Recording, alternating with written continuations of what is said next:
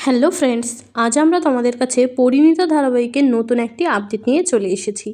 এই পর্বে তোমরা দেখতে পাবে যে দাদু পারুলকে খুব ইমোশনালি ব্ল্যাকমেল করতে থাকে। এই কথা শুনে রায়ান বলতে থাকে, দাদু তুমি ওই খারাপ ছেলেটার সাথে পারুলের বিয়ে দেবো কি করে ভাবছো?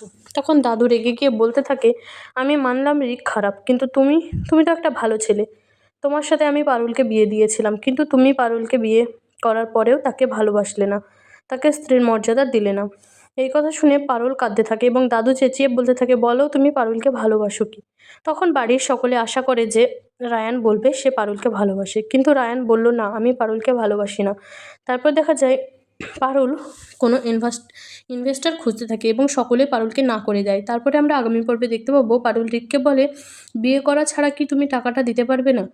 আমি কিন্তু শুধুমাত্র রায়ানকেই ভালোবাসি এবং রায়ান ছাড়া কাউকে ভালোবাসি না। তারপরে দেখতে পাবো রায়ান রিককে মারধর করতে থাকে। তো বন্ধুরা, আজ এই পর্যন্তই। ভালো লাগলে লাইক, শেয়ার, কমেন্ট করবে। ধন্যবাদ।